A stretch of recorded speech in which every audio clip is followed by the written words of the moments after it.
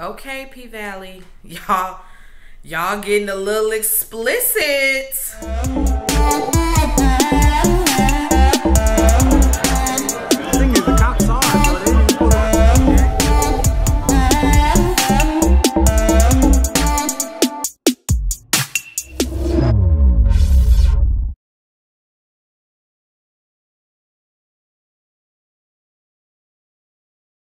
Welcome back to the channel, guys. Thank you for clicking on the video. This is another review for P Valley season 1 episode 2. Like I just said, listen, the nudity is starting. I don't know. I'm not no prude or nothing like that, you know. So nudity don't have me all uptight.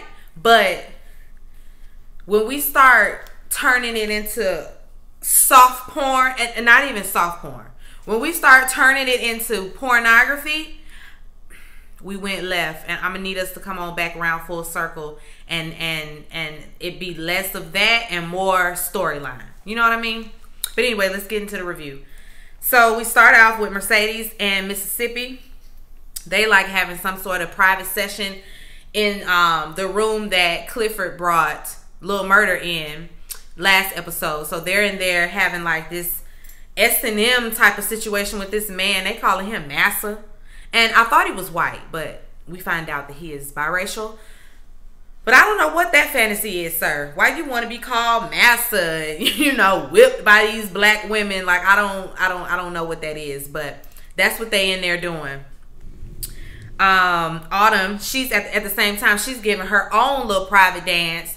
And y'all, Autumn, I don't know what it is, but Autumn gonna have to step it up, because all she give is this right here. And they be like, girl, that's it?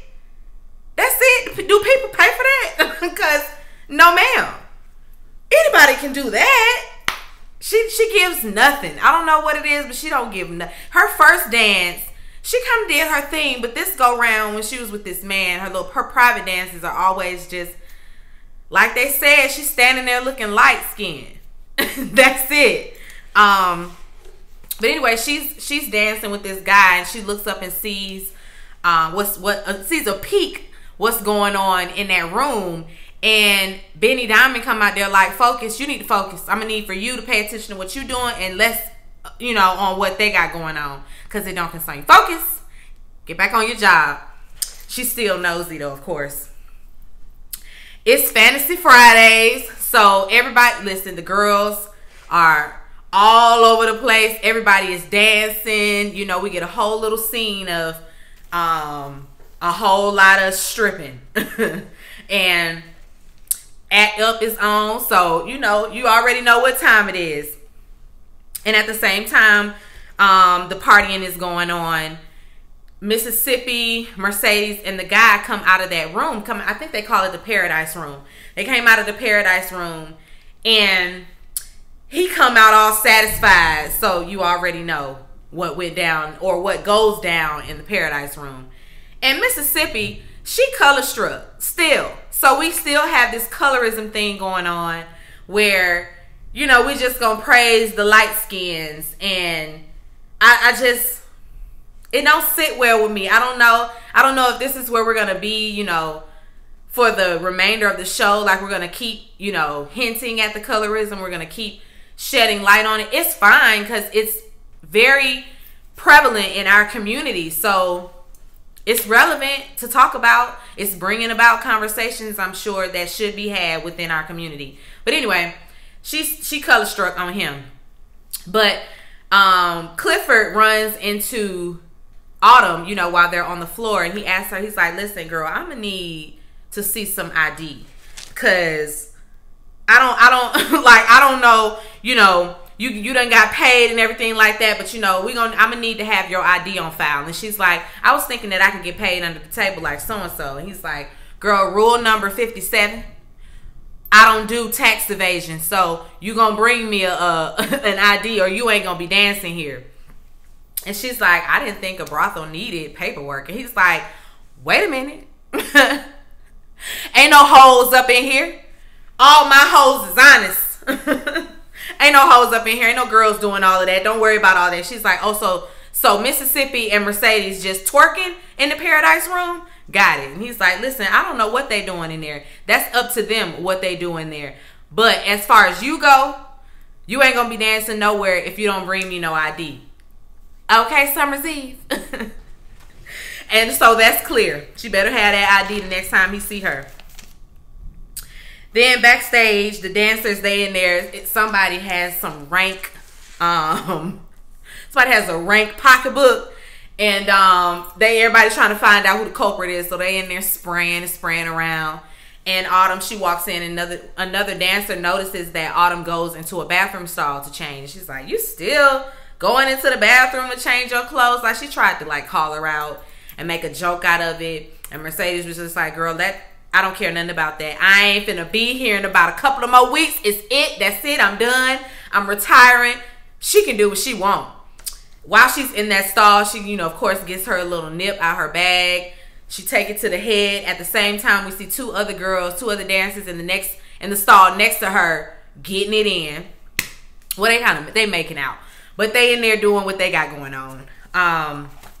And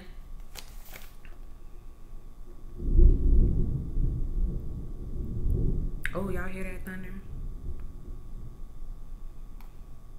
Okay, I wanted to stay on track. Anyway, so we find out that all of those Hispanics that were like wrapped around the building, they selling Oxy.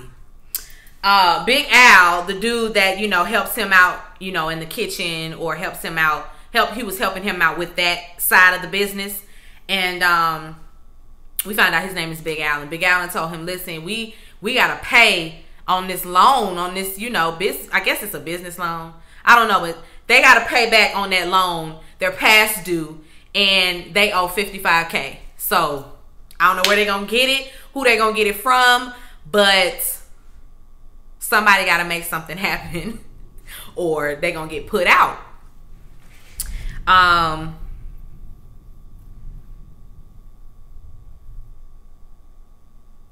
Oh, I wrote down Clifford Frida. Is her name Kylo? Frida Kylo. Y'all know who I'm talking about. She's Afro Latina. The Afro Latina with the unibrow. You've seen her. She got the flowers in her hair, like the flower crown, and she always wears her hair like braided up in like this little bun thing, and she got a unibrow. That's Frida Kylo. I don't know how to pronounce it, so sorry. But that's who Clifford was giving. He was giving Frida in that moment. He had his Latina garb on. He had his little halo braid and with his flowers in it. He looked just like Frida. But he's in there. He goes to his car, and Lil Murder is like waiting in his car for him. He's like, what are you doing here? And Lil Murder mad. So why you ain't play my song all the way through? And Clifford is like, listen, don't be mad at me because Mercedes don't want to dance to that slaw. Don't be mad at me. Lil Murder, he can take the constructive criticism, but he also feel away, and Clifford tells him, listen, you're gonna have to be able to take constructive criticism if you want to be in the rap business. Like, you can't be offended by every little thing. And Lil Murder was like, I tried to give you a choice, but you didn't want the D. Because he's like, everybody has that choice. She made her choice. She didn't want to dance to it. And he's like, I tried to give you a choice, but you ain't want the D. And I'm like, oh. So, he really is Trey. Like, at first I thought he playing a game. And I still slightly feel that way. I still feel like he's just, being an opportunist and just wants to, catapult off of this. He wants his song played in that strip club because it's a popular one. So he wants as many people as possible to hear his music. And if he get in good with the owner, who happens to be who he is, then it's a win-win for him. Or he could just very well, be trying to perpetuate some trade fantasy.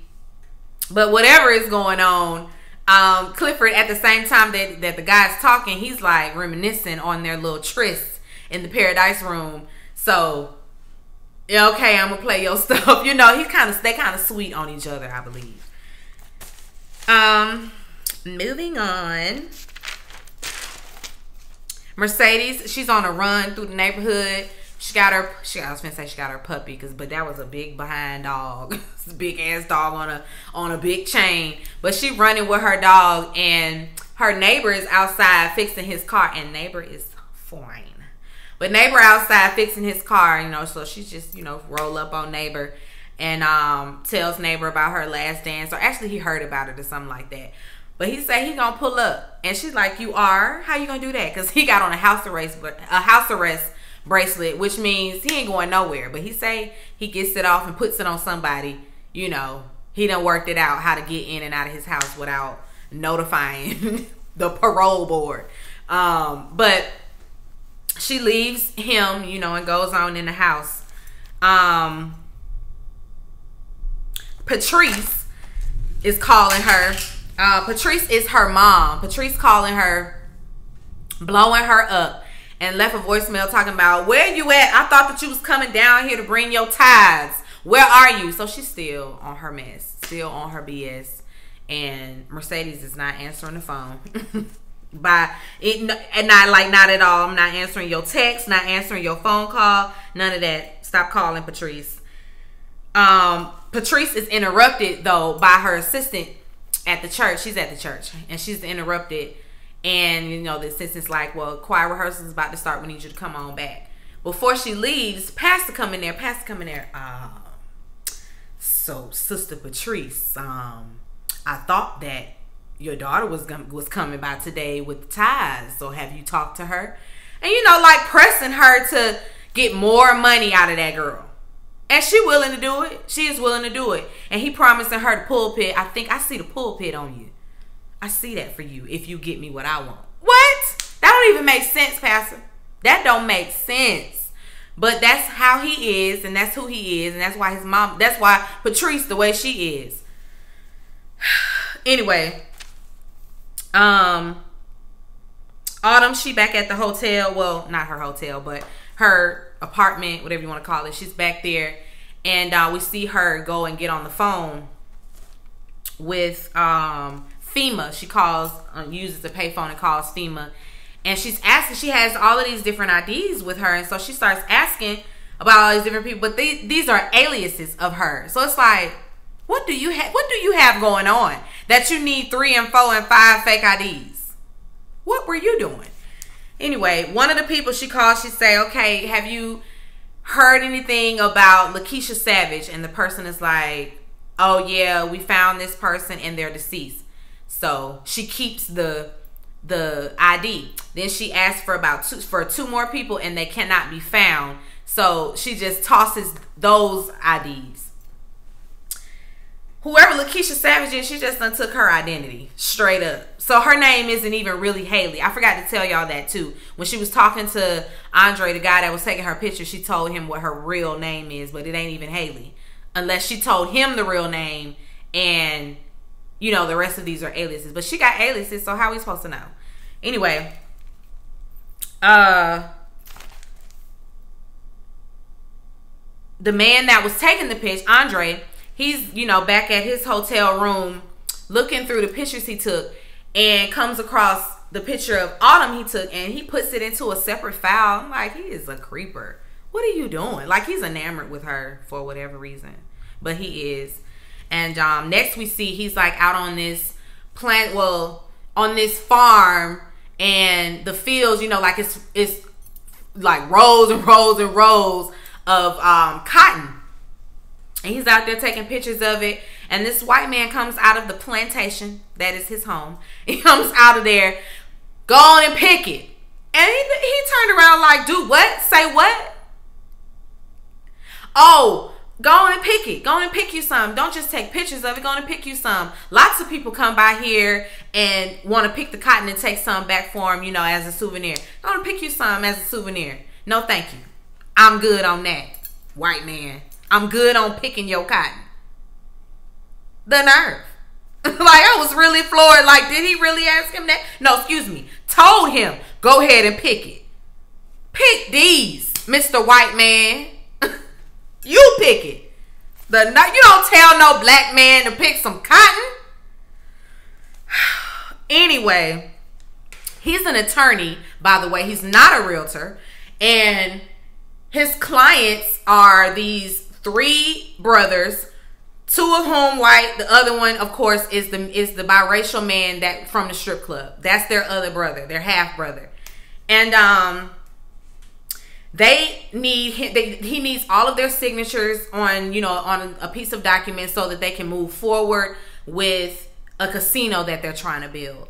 The brother that won't sign, the black one, he don't want to sign. He want all daddy money and reparations, and he wants to lease the properties. He wants to, build some more for himself and his family. And they ain't with that. They like, you need to get on board with this, blah, blah, blah. So if you can get our brother to get on board, then, we good. And Andre's like, well, where can I find him? And they tell him, they point to the Pynk that's in the horizon. Over the horizon, there's the Pynk. You can see the sign over the hills. He's like, you can find him down to the titty bar at the Pynk, because that's where he's been spending up all of daddy's money. Mercedes, she got her girls out at this, at this vacant lot. Well, it's not a vacant parking lot because there's a building.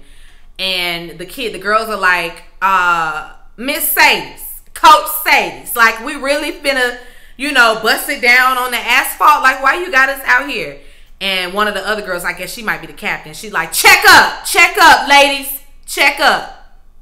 All right, Coach, go ahead. And Coach is like, thank you. Now, like I was about to say, this building back here, that's our new gym. We out here today, but in a couple of days, we're going to be in there, so they all excited that they now have a building. They don't have to be, out down to the bleachers at the track or outside anymore. They have a gym. And so the parents are happy about it as well. But I think, yeah, that was it for that scene. So we happy about that. She got her girls a piece of property. And so that's the property that they were talking about in episode 1 when she was approved for the property. Mississippi, she on Instagram on her live, and they down to the Pynk and they having a car wash. So she's on there advertising for it. And at the car wash, you can get your car wash for $20 and get a lap dance while you wait for free. So it was some patrons out there getting them a lap dance and getting their car wash. And Clifford running around looking busy like he always do.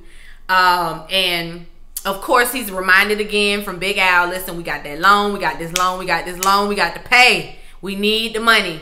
While he's talking to him, this dude rolls up in an Escalade, and he's, bumping music. It's all loud or whatever. And the dude get out, he got grills to the top and bottom. He got picture it.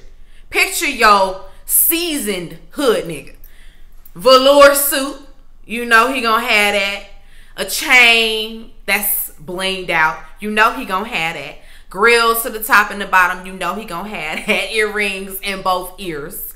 Girls popping out and hopping out of the cars. You know it. You already know what he looked like if you're not watching this show. But they talk to him, and come to find out, he the mayor of the little city. I forgot the name of the little city that they're in. It's some really small town. But he the mayor. And so he talking to him like, you the mayor, you can't get them to approve a liquor license. He's like, listen, the rule is if you want to sell liquor, you have to have them cover up their breasts. And I'm thinking, that's what did it? Like, I know maybe I guess they saying, it's unsanitary. It's, a health code violation to just have breasts flapping everywhere. But I mean, boxes and pocketbooks can flap all over the place. all over my chicken wings and Hennessy and Coke.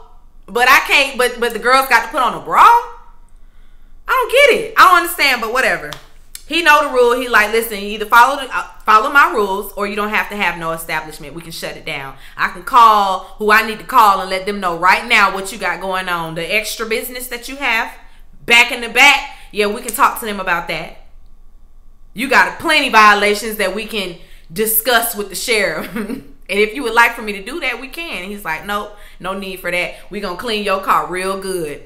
And so he tells Autumn to go ahead and start on the car. And so, of course, Mercedes has to help her because she's still training her. And they sitting in the car. They get in the car. Mercedes like, come on, girl. They get in the car. And Mercedes was like, I need the leather cleaner. Pass me that leather cleaner. And Autumn gonna take it and shake it a little bit. Empty. I'm like, well, what's your problem? What is your problem? Why y'all mad at each other? Like, what is it? But anyway, she lied pretty much, because it was definitely plenty more clean leather cleaner in that container, in my Della Reese voice. But she lied anyway, and now she in the car by herself, and because Mercedes went to go get some more. And while she's in the car, she's just, you know, thinking and cleaning or whatever. And when she notices the suds roll down the window, sis has a complete episode. So she has severe PTSD from what she's experienced, whatever that may be. What we saw, because she was having the flashbacks, what we saw was her in a panic mode, like trying to get out of a car filling with water. So I'm assuming that happened to her, you know, during the hurricane, or I don't know, but she has PTSD, and so she was having an episode and trying to get out of the car. It was locked, and she climbed out of the sunroof, hollering and screaming, you locked me in, you locked the door. And Mercedes was like, girl, I ain't did that. I ain't locked nothing. What you talking about? You did. And Clifford is like, come, somebody please bring the girl some water. I don't want your water. I was thinking, girl, you sound like 1965. I don't know what it is about Autumn, but I think that Autumn must be from like the UK. She must not be American, because her southern accent is so forced, like civil rights. That's what she sound like. She sound like a civil rights struggle. Just, I don't want your water. What is that? I don't know what it is, but her southern accent sucks. It's terrible. I don't know where she's supposed to be from. Anyway, Clifford tells Mercedes to take Autumn home, and so she does. And when they get there, pull up, Autumn want to just, you know, rush out the car and run up to the house, and Mercedes gets out too, and she turned around like, I told you I was good. She's like, let me show you a little southern hospitality. You know, walk a bitch to a door.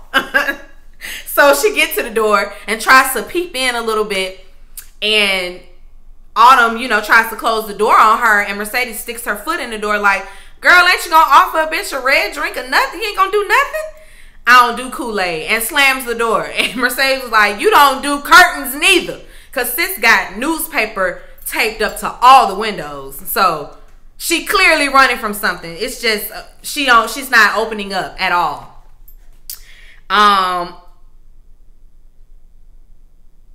While she's at the house, she's laying down, and she's finally able to use her phone again after it's been sitting in some rice. And she's looking at the pictures of her and her daughter, and then she's scrolling, and then we see her and this man, and she looked like this in the picture. Meanwhile, he got his arm around her cheesing. I'm like, so yeah, he's the abuser. He the one. He either her abuser, pimp, or both. But someone right about him.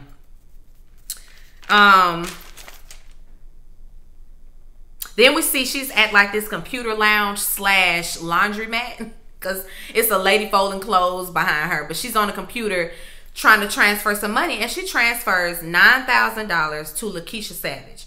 And I'm thinking, what is this? Where did you get the money? You got $9,000 to transfer to yourself or to Lakeisha Savage, but you living in this?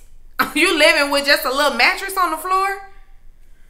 She on the run though, so that explains that. But we got to get. They need to hurry up and let's get to it. What is going on with this girl? Hold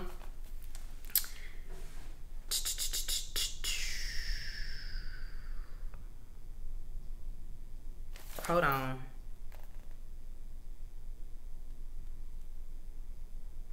Okay, Mercedes and Mississippi and another dancer, they walking to work. And Mercedes is, you know, venting and telling them about her encounter with Autumn, you know, when she took her home. And when they, you know, walk up to the building, Clifford come running out, him and the cook running with all of the pots and pans in tow. So he taking all the pots and pans, and Clifford is like, what you doing? Like, we need you. And then, you know, the man just quitting. He quit. And then, you know, of course, Clifford turns it, fine, go. Just go. Your wings give us gas anyway. Go ahead. Your cooking ain't good. No way, we don't need you. Don't need you. And so he gone. Then Clifford is going to have a little panic attack now because it's like, uh-oh, I ain't got no cook. You know, like, things aren't going his way. He already got to pay back this loan and don't know where he going to get the first dollar. And he starts to cry. And Mercedes is like, rule number .275. No crying at the Pynk. No crying in baseball. What you doing? And, you know, Clifford is like, you know what, girl? You right. Let's go make this money. And so they go make the money. Clifford is now in the kitchen. Him and Big Al in the kitchen making the wings. And Big Al, he putting liquor in the wings. You know, like in the grease. He putting a little brown liquor in it. He feel like he gonna do his little thing. While they're in there talking, Lil Murder just pops up. Hey, listen to this. Are you stalking me? Listen to my song. Listen to this one. You gonna like this one. So he listen. He like, slaw. Still terrible. So he feel away, of course. And then, you know, they have a little banter back and forth about constructive criticism. And then he tells Clifford, you know, you ain't got it all going together neither. Like, your wings make my stomach hurt. And if you really want people to spend money up in here, you need to cook with a little cannabis butter. And he like, oh, say what? Do tell. Show me how you do that. So he show him what to do and how to make the chicken, and they make a whole bunch of marijuana infused wings for the people. And the people just tearing the wings up. Even the dancers tearing the wings up. Everybody high. And he, like he said, everybody gonna just keep spending money in there. Then we see Autumn. She at the bar. And oh wait, before that, the mixed brother that was in there, he's in there with Andre, and they're, you know, talking business or whatever. Andre is still trying to get his signature, but the dude is like, I'm not doing it. Autumn goes, and we see her at the bar. She walk up to the bar, but first the bartender tries to quiz her, like, okay, pop quiz, newbie. So who in here hot rolling tonight? So she look and she sees Andre and the dude in the little private room, and she's like, oh, up in there. Armani suit with the regular dude. You right, you own it, sis. Good job. High five. Then Mercedes and Mississippi come up. Everybody need a water break. The bartender like, if y'all don't get from around me babysitting drinks and get out there and make your money. Mercedes looks over there and sees the guys, and she's like, y'all need to leave them men alone. Because one man in there, you know, he trying to spend some money. Two dudes in there, they in there doing, and you know, dealing and talking business. So leave those men to their business. Autumn like, psh, I'm going to get me a little piece of coin. So she go up in there anyway. And of course, when Andre sees her, he all, whew, there she is again. Please. And right behind her on her heels is Mercedes. And she's stepping in. So, what you trying to drink on tonight? You want a little brown liquor, or you want some white liquor? And he look over there at Autumn and say, I'll take the white liquor, please. So she face crack, and she got to turn around, you know, and walk on up out of there. She's like, all right, whatever. Everybody can't get with a little melanin, but that's cool. And so let me make sure I don't miss nothing, because you know this is detailed for real, for real.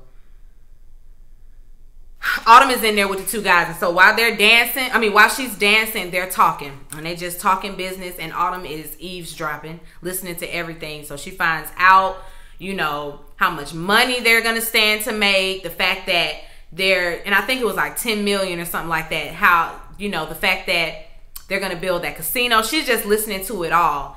And the dude, you know, tries to pay Andre to sway the decision and to do something in his favor. And Andre was just like, keep your money. I can't be bought. I ain't doing none of that. And he was like, well, Autumn, hey, you. You want the money? Go on and take him in there into the paradise room and y'all have a good time. Because the dude say he ain't signing. He's just not doing it. He done live in the you know, in the shadows. They ain't claimed him. His name is Corbin Kyle, by the way. They ain't claimed him or none of that. His family owns, well, his dad owned farms. And, you know, now he's deceased now. He got a little piece of the pie because his mama was the maid. Ain't that how it always is? But, you know, he was ostracized. You know, he's the bastard son. So he coming back to collect now. And Mercedes, when she takes Andre into the room, you know, first she tries to come in and try to dance, and she butt naked, by the way. And he, you know, he stops her and tells her, go sit down over there, way over there. Because I noticed he had a wedding ring. So he told her to sit down, you know, away from him. She's like, I can't touch you if I'm all the way over here. And so they talk, and she gives him a little financial advice and all of that, you know, as far as what he should do about this business deal that he's trying to make. And, you know, he takes the advice, and she all in his face, all but kissing him and all of that. And, you know, he's trying, it seems like he's trying to be the good guy and not be a creeper, but you already a creeper because you in the paradise room with this woman and you married. You was there to conduct business. You conduct your business and get up out of there. No, he done got swindled and swooning over Autumn. So that's just that.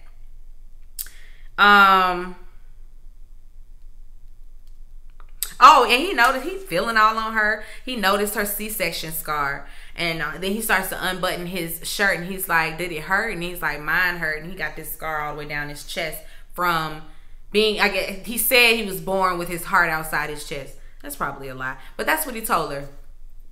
And he ends up giving her his card on his way out. And that was that. At the end of the night, you know, it's time to pay up. Everybody got to pay their money or whatever. And Autumn, again, like, she made bank. Like, she going away with a bag again. And, you know, they're trying to figure her out, like, how you get $1,000 from that little job. And she like, Mercedes tries to hint at maybe she did a little more. And she's like, you should know. And then Mercedes gonna jump up in her face, I ain't never degraded myself for these niggas. And I'm thinking, sis, you work at a strip club. You've definitely degraded yourself. For one, going out for this job. Two, the fact that you're doing it. What you're willing to do for a piece of change. You have definitely degraded yourself for a couple of niggas. But okay, it's cool, girl. We're not gonna judge you for it. But don't be trying to make it seem like you above all of that, because we know what you did in the paradise room. You, Mississippi, and Corbin Kyle. But anyway, everybody leaves, and Clifford tells her, you know, baby girl, you're gonna have to stop coming up in here showboating and all of this. You're gonna have to, like, at least once or twice try to cheat me or something. You know, you can't be doing them like that. And she's like, okay, whatever. And he's like, wait, don't you got something for me? So she gives Clifford the ID that she has. And he look at it like, Lakeisha Savage. You don't look like no Lakeisha Savage. She's like, well, that's my name. Oh, okay, Scorpio. You got a birthday coming up next month. What kind of cake you want? And she's like, chocolate. He's like, you a liar. This a lie. Ain't no Scorpios born in May. This a lie. It's a lie right here. And then they start talking, you know, about how she got that money or whatever. And she basically was just in there talking to the dude. And he likes talking to her. You know, she mentions the casino. He's like, casino? They doing what? And she's like, oh, you didn't know? No, I didn't know. And you about to get me some more information. So basically, he like, either you find me, you know, find out what's going on and bring me back the tea, or I'm going to whoever I need to go to about this fake ID that you got right here, and I'm going to just keep it with me, you know, as collateral. But now now Autumn, she got to go and, you know, be around this man and try to figure out, you know, some information to bring back to Clifford. You know what? I skipped a part. I skipped that part where Clifford was outside having a cigarette. And